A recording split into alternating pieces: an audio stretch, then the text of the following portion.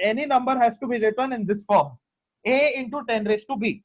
Okay, and I will tell you why we use this. Okay, a into 10 raised to any number which is given to you, which you have to find out the order of magnitude of, write it in the form of a into 10 raised to b, where a is a number between 1 and 10. A is a number between 1 to 10. I have written it like that. Okay, 1 to 10. Don't write it like slash over there. And now b is any positive or negative. B is any positive or negative exponent. B is any positive or negative exponent. Now, if suppose your a, if this value a is less, yes. Sir, can b be in fraction? Yes, b can be in fraction. Now, what is root 2? Root 2 is what? 2 raised to 1 by 2. It can be in fraction. But right now, we'll not be going in those things. Look here. I'll give you several examples. Look here. So, if a is, now look, listen here. If any number is given to you as a into 10 raised to b, okay, if the value of a is less than equal to 5, if it is less than equal to 5, then consider this to have a as 1. Consider a as 1. If suppose your a is between 10 and 5, you can see here greater than 5, not greater than equal to, greater than 5 and less than equal to 10. Okay, then you can multiply the number which is given to you by 10. Okay, you can multiply it by 10. Now look here, b is called what? B is called the order of magnitude. Why we use this, students? Why we use this is because, see, whenever we talk in terms of quantity, suppose two people have gone to buy milk. Okay, one says I want 2 packets of milk, another says I want 8 packets of milk. So you see here, the second person has brought 4 times the person who is brought the first time. For example, there are 2 people here. This person has brought 2 packets of milk and this person has brought 8 packets of milk. So here you can see the basic difference is you are talking in terms of quantity. How many times more has this person brought compared to this person? How many times? Okay, 4 times. He has brought 4 times more the packets than this person. So that 4 times is the word which we use, the number of times by which this person has brought packets more than this person is called the order of magnitude. That is the reason we are studying this. It will help you. It will help you. We'll be looking at many concepts here. See, this concept basically tells you how many times is there an increase, how many times by what factor, are 2 things going to be compared. Okay, so that is what this will help you in, and this helps a lot in physics. So look here. I hope you have written down this notes. If not, please take a screenshot of it in 5 seconds, and we'll be continuing.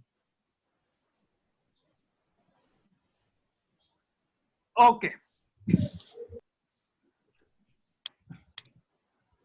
So now, students, yesterday I had given you some numbers, right? Let's continue. Let's say that there is a number 123. The 123 can be written down as 1.23 into 10 raised to 2. Can everyone agree to me? Okay. Yes. Now, students who are getting confused here, the more the number of exponents you multiply here, the more the decimal will be pushed back over here. That way you can remember. Okay. Some students have a problem like that. So anyway, see, 123 can be written as 1.23 into 10 raised to 2. Okay. But now look here, is this number less than 5? Is a less than 5?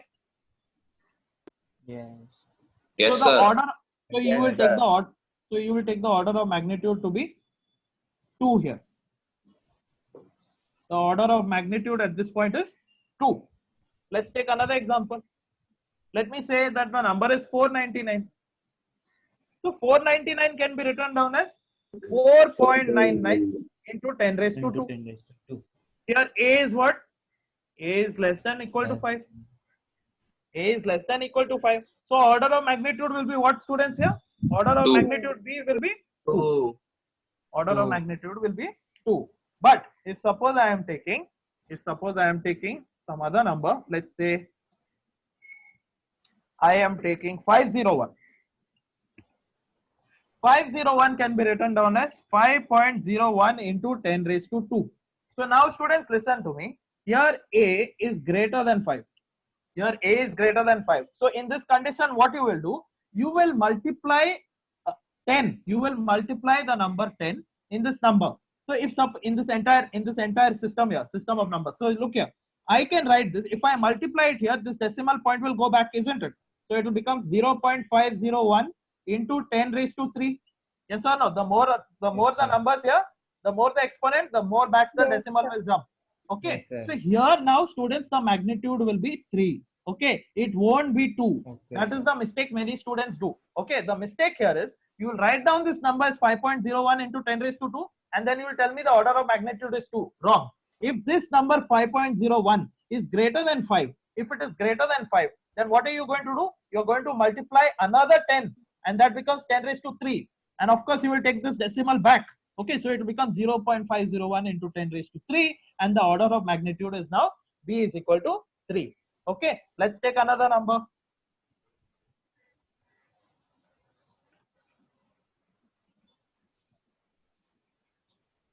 If suppose I am taking this number 7346, this number can be written down as 7.346 into 10 raised to 3. Yes or no? But now this number A is greater than 5. So if it is greater than 5, multiply a 10. So it will become 0.77346 into 10 raised to 4. Four. Yes. So the order of magnitude B is what? 4. Four. Let's look at another number. Let's say 0.27. 0.27. This 0. Let's not take 0. Let's say 0.127. 0.127. So here what will happen? Can I write this down as, see, anyways, any number you take, it has to be written in the form of A into 10 raised to B. So write it down, no? 1.27 into 10 raised to minus 1. -1. Can I write it like this? Yes or no? Yes, sir. Yes, sir. If the decimal jumps right side, the exponent will become negative. Okay. So 1.27 into 10 raised to minus 1. So what is this number? Is it less than 5? Is A less than 5? Yes. So what is the order of magnitude? B will be minus 1. Anyone has a problem here? Look here. 0.127. I wrote it down in the form of A into 10 raised to B. 1.27 into 10 raised to minus 1. Now I saw the rules which I told you, that A, if it is less than 5, then the order of magnitude will be as it is. B is equal to minus 1. Okay, B is equal to minus 1. Let's take another example here. Let's say that I'm taking 0.05. Students.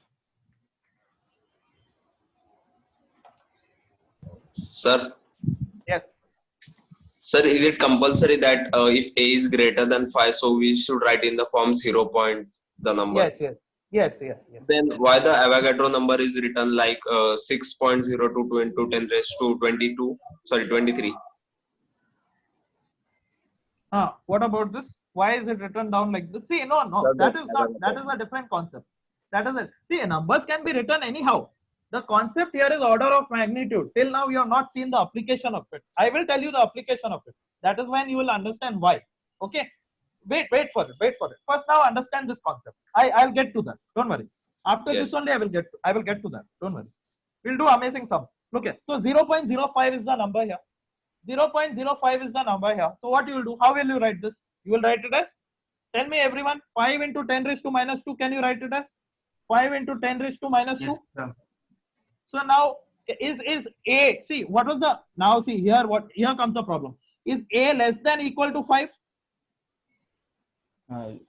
Equal. Students, sir. yeah, sir. the rule Yes, sir. was this. The rule was this. If A is less than equal to 5, then B will be as it is. B will be as it is. But if A is greater than 5 and less than 10, then B can be considered as 10. Okay. See here. A here is less than equal to 5. That means here it is 5 only. A is 5 only. It is equal to is also there here. Okay. So here you will take the magnitude of this exactly like it is. Minus 2. If suppose this was 6, then of course that will become, you will multiply a 10 and we'll come to that also. Okay. So if this is understood, let's come to another one.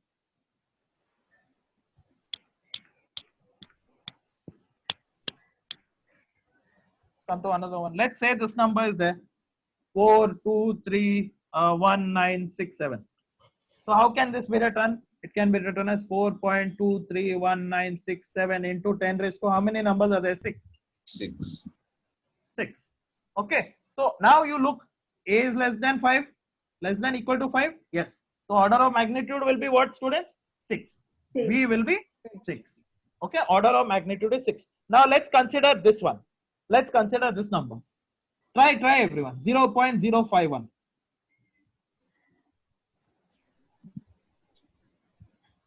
Can you tell me what is the order of magnitude? So 5.1 into 10 raised to 2. Okay, but what is the order of magnitude? Minus Minus 2. 2.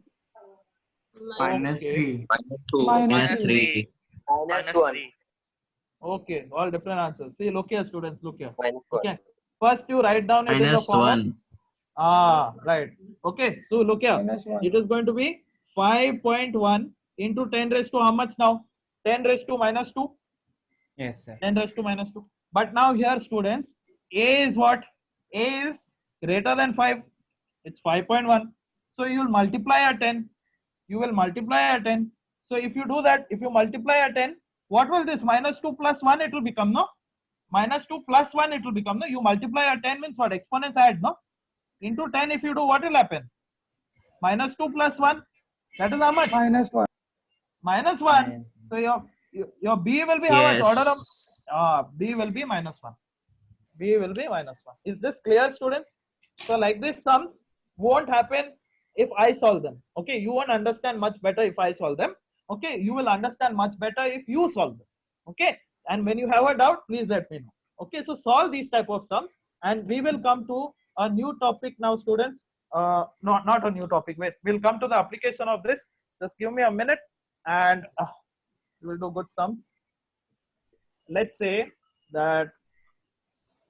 Okay, 1 minute. Just give me a minute. Yeah, this is one amazing question. Look here. This is the application of it. See, the radius of the sun, students, the radius of the sun is given as 6.96 into 10 raised to 1 minute, 10 raised to 8 meters. This is the radius of the sun. Okay, and that of the earth, okay, and that of the earth is given as 6.38 into 10 raised to 6 meters, radius of earth. Okay, the question says, okay, to an order of magnitude, how many earths can fit into the diameter of the sun? How many times earth, with this only you should be able to tell me, how many times the earth can be fit into this sun? That means sun is like this. How many times earths can be there inside this? How many? So that is, that you will get with order of magnitude. What is the answer? Anyone got an answer? 100. Yes, correct. Students, right? See, look here. 100. Order. Yes, correct. See, students here, listen. Listen to me. The first number, let's talk about the radius of the sun. Radius of the sun here can be written down as 6.96 into 10 raised to 8. But what we learned just now, that if it is above 5, you will multiply another number here, 10 you will multiply. So this will become what? 0.696 into 10 raised to 9. Yes or no? Yes, It will sir. become this. Order of magnitude here becomes 9. Of course, the signature here, that is the unit meter. Don't forget that. Same thing with earth also you do. Radius of earth is how much? 6.38 into 10 raised to 6 can be written as how? It can be, look here. It can be written as, tell me students, how will it be written? This is above, this is above 5, no? 0.638 10 raised to 7. 10 raised to 7 meters. Now look here, students. Okay, now I have to only compare the order of magnitude. That's it. To an order of magnitude, I can say, see, look here, that now since you are not able to see here, diameter of the earth, diameter of the sun, okay, upon diameter of the earth.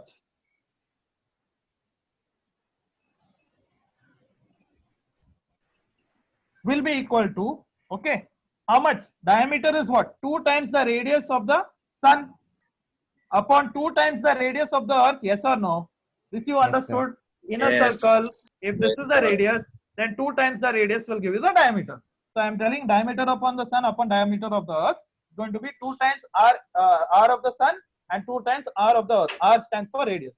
So then you can see here, if you just put the magnitude, if you just apply the magnitude here, that is 2 into, let's say the order of the magnitude here is 10 raised to 9 upon 10 raised to 7. Okay, this gets cancelled and your answer is 10 raised to 2. So it is, okay, you're not able to see the board.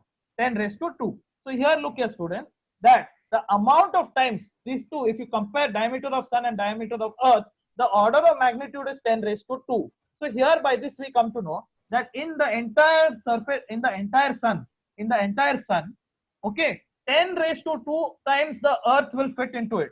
10 raised to 2 times the earth. 100 earths can be fitted into a diameter of the sun. Is that clear? Is this now, sir. is this clear? So this Yes, is sir. how significant numbers are used. This is exactly how significant numbers are used. Okay. So some questions for you. Some questions for you here is if I tell you to find out the, you all can tell me now, if suppose I am taking this number 24.6, what is the order of magnitude, students? Tell me. So 1. 1. 1. Understood? Yes, You sir. can write it as, One. yes, you can 2.46 into 10 raised to 1. Okay. So now students, listen to me. All this is very clear for you now. All this is very clear for you now. Now, one question here. Can anyone tell me what is the significant figures in this number? Tell me 4.877 into 10 raised to 9. How many significant digits are there here? 4. 4. Okay, so this is a decimal number, students. We'll start with the first non-zero and we'll go all the way back. Forget this 10 raised to 9. Okay, I'm talking about this number. Okay, so there is 4 significant numbers here. What if it was 0.0035? How many significant numbers? 2. 2. 2. 2. Okay, what about this number 7.89 into 10 raised to minus 6? How many significant numbers? 3. Okay. 3. Yeah, clear. Okay, so there will be many sums which I will give you regarding this, and let's shift our topic to vectors, students. Let's shift our topic to a new concept, students, called vectors. Okay, what are vectors? Don't worry, differentiation and integration I will take in a separate class. Okay, but now let's enter into what is basically vectors, scalars and vectors. Let's rename that, scalars and vectors. So it's a new chapter. It's in your kinematics, motion in a plane. You will be able to see that in your book. Okay, it's an introduction to vectors. Yes, it's a new chapter. We are entering into physics now. First we'll enter into the basics of it. Then we'll enter into kinematics. Okay, we'll be doing all this one-dimensional motion, kinematics. Okay, and also for that you have to understand what scalars and vectors is. So students, listen to me. Okay, listen to me. What is a scalar quantity? A scalar quantity. See, there are two words here. Okay, one is a scalar. See, let me talk about it this way. Any quantity, students, any quantity can be measured, can be distinguished, can be categorized into two quantities. One is a scalar quantity, and one is a vector quantity. Just like how we saw in units and dimensions, that we categorize them into what, students? A physical quantity and a non-physical quantity, a fundamental quantity and a non-fundamental quantity, a derived quantity. Similarly, in scalars and vectors, we take quantities and we categorize them into two different categories here. That is scalar category and vector category. Now let's understand what scalar category is. So students, the definition is like this. A physical quantity that has only magnitude is called a scalar quantity. Just magnitude. It does not have any other thing. So what that means, students? Suppose I take the example of mass. Now, of course, can you tell me whether mass has a direction? Does mass have a direction? No, it does not have a direction. Okay, it does not have direction. Does speed have direction? Does speed have direction? Someone is telling yes, because they associate it with moving in a car. So no, students, because if you look at the car speedometer, it will tell you 2 kilometers per hour. 60 kilometers per hour, 40 kilometers per hour. So you know that speed is only a quantity. It is just telling you the amount of kilometers you're traveling per unit time. So speed is just a quantity. Okay, tell me another examples of it. Can you all tell me length? Does length? What is length? Distance. What is length, students? What is length? Length is just a quantity. How much centimeters it is? Someone said distance. Distance is what? Distance is also considered to be what? In terms of length only we can say. Okay. So distance also is a quantity. What else is an example? Can anyone tell me? What else you'll have? Let's say talk about electric current. Current also is what? Current is also a scalar quantity. Okay. Current is a scalar quantity. It is only amount of current. Okay. Temperature is a scalar quantity. So students, what is the definition? The definition of scalar quantity, okay, you can write this down, a physical quantity that only tells you the magnitude. Mass here will tell you how many kgs. Distance will tell you how much length. Speed is telling you how many kilometers per unit time. Current will tell you how much charge is passing through a current carrying conductor per unit time. Length is of course the amount of centimeters or meters or whatever in your scale. Temperature is the amount of mercury measurement inside a thermometer. Okay, so these are basically scalar quantities. Scalar quantity is only telling you the amount. It only tells you the amount associated with it. Only the amount associated with it. But now comes another category known as vector quantity. So what is vector quantity, students? Vector quantity is something. Both magnitude and direction. Yes, it is a quantity, students. It's a quantity which tells you the amount, that is in terms of magnitude, and it will also tell you the direction. It will also tell you the direction. So what are the examples of such a thing? What are the examples of such a thing? Velocity. So someone said Displacement. velocity. Great. Someone Force, acceleration, displacement. Force, Acceleration. acceleration. Energy, acceleration. Yes. Everyone knows about it. So Displacement. students, yes, correct. Okay. So let's take one-on-one example. Let's take force. Okay, force is a vector quantity. How much force you are applying in what direction? Force is not just magnitude. You are talking force in terms of, force is measured in what, students? Force is measured in newtons, isn't it? Force is measured in newtons. But when I'm talking about force, let's consider an object here. This object, okay, I cannot just say there is force on this object. I have to say in which direction the object is having a force. So I can say if this is the force, then I can say, okay, there is a force, okay, maybe it is 2 newtons, maybe it is 20 newtons, maybe 30 newtons, and it is towards the x-axis direction. So force happens to be a vector quantity, which is basically telling you the amount of quantity, the force, the amount of magnitude the force is applying, and the direction of the force. Another example you can take is basically velocity, as you all said. Velocity is basically velocity. If I write it here, velocity is what, students? Displacement upon time. Okay, displacement does not mean distance. Displacement means what? If suppose you are moving from one point to another point, okay, the amount of position that you have changed, the change in the position from this point to this point, and to which direction you have changed is called displacement. If you walk all the way from this point to this point, the displacement direction will be towards the right side, basically telling you the direction in which you have displaced yourself. So basically, if velocity depends upon displacement, then of course, if displacement is telling you the direction, then velocity also is basically depending upon that. And so you can say velocity is not only telling you how much speed is there, but it is also telling you what is the direction. So when you tell velocity, when you speak about velocity, students, many times there is this mistake, we utter this by mistake. We are in a car, and just to show that we are genius, we will say the velocity is 40 kilometers per second, 40 kilometers per hour, but that is speed. Okay, that is speed. You have to tell the direction. Okay, the direction. Suppose I'm talking about displacement, students. What is the difference between distance and displacement? If suppose I'm considering a loop here, I say that a person has gone from this point and has come back to this point. What is the difference in position? There is no difference in position. Okay, so what happens? Displacement becomes 0. Displacement is 0. Distance is of course how much you have gone. You have gone 2 pi r. So I will say this is my circumference. This is 2 pi r amount of length I have actually gone across. So that is the difference between distance and displacement. And of course, the direction is associated with displacement as well as velocity. Another example of this vector quantity can be acceleration. can be electric field intensity. Now you'll say, sir, what is electric field intensity? Now students, listen to me. I will tell you all this one by one in detail so that this becomes interesting. Okay, electric field intensity, students, is a chapter which 12th standards are currently studying right now. Force So upon it's charge. Yes. Wow. Someone has just studied this force upon charge. So students, listen to me. Let me just make it a little bit interesting for you. If suppose I am saying that there is some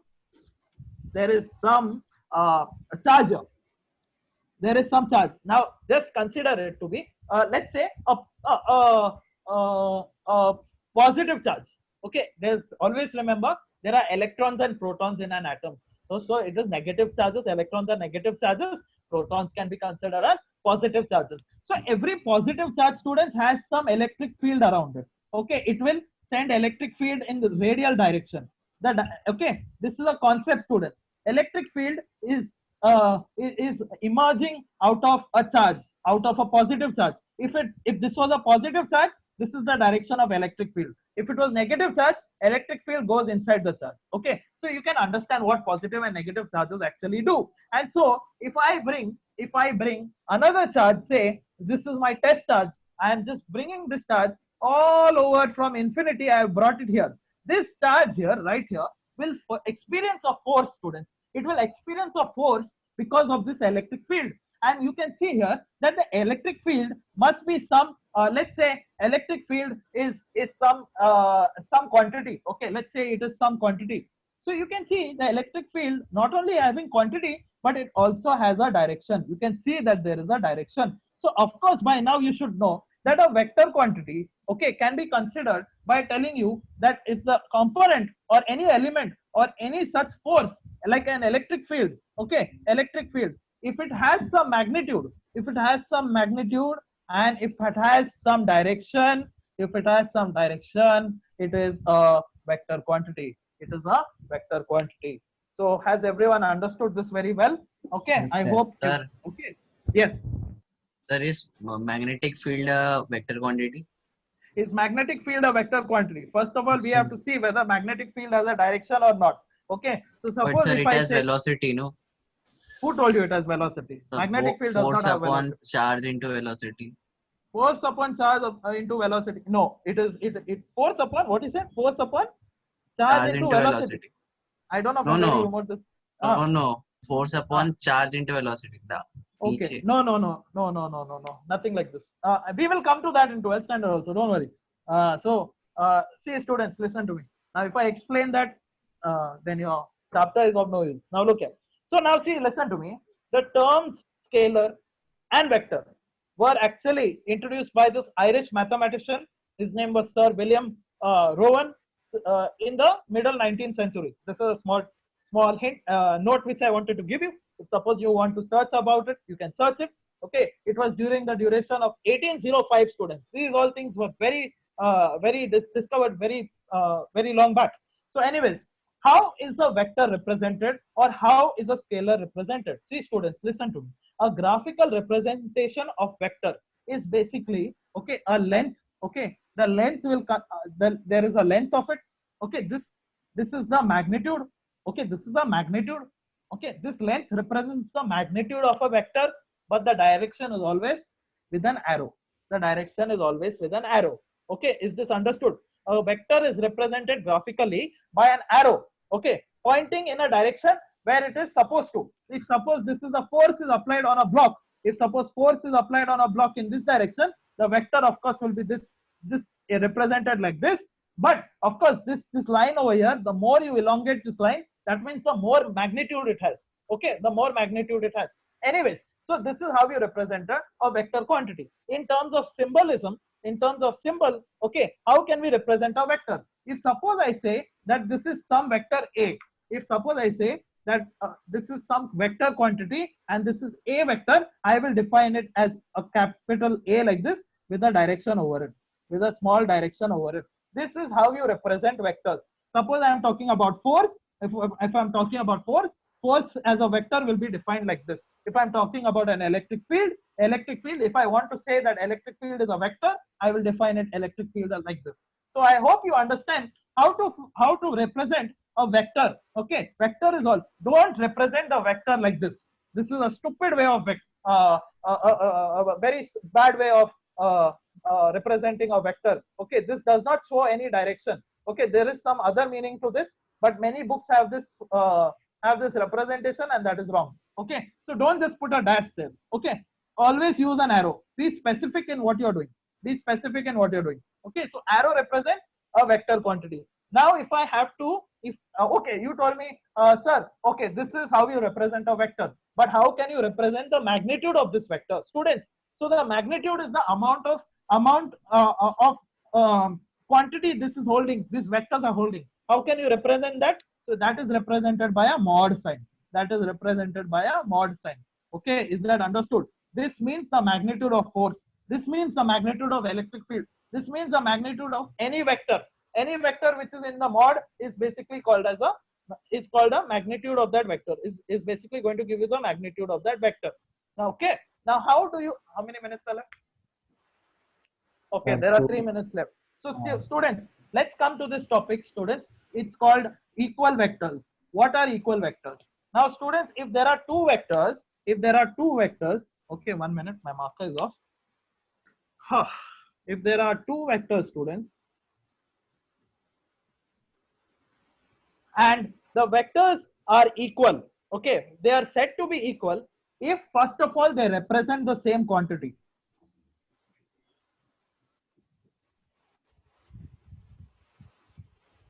They have to represent the same quantity. You cannot take, okay, I'm talking about equal vectors, two equal vectors. So equal vector, students, represent the same quantity. You cannot take mass one vector and velocity one vector. They are you cannot take velocity and acceleration as two different vectors. I'm talking about two equal vectors. So here you have to say, okay, two vectors are there. If they have to be equal, first of all, they have to represent the same quantity. Second thing I'm saying, they have to be having the same magnitude. Same magnitude.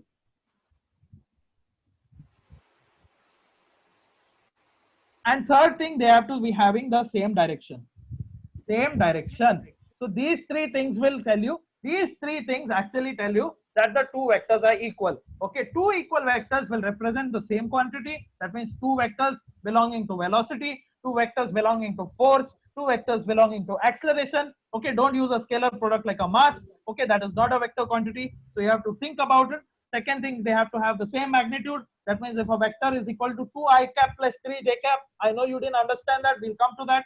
So same magnitude, they should have the same magnitude. Okay. And third thing is they have to have the same direction. That means if suppose the vector is moving in x-axis direction, the second vector also should move in the same direction. And that is when we will say that these two vectors are equal. Okay, students. So if this is if these all small concepts have been understood, tomorrow we'll be going across derivations. We will be starting our new topic on these vectors and we'll be going into depths of it.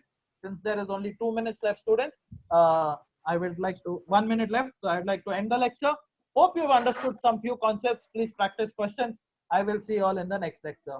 Bye-bye, students. Bye, everyone. Bye, sir.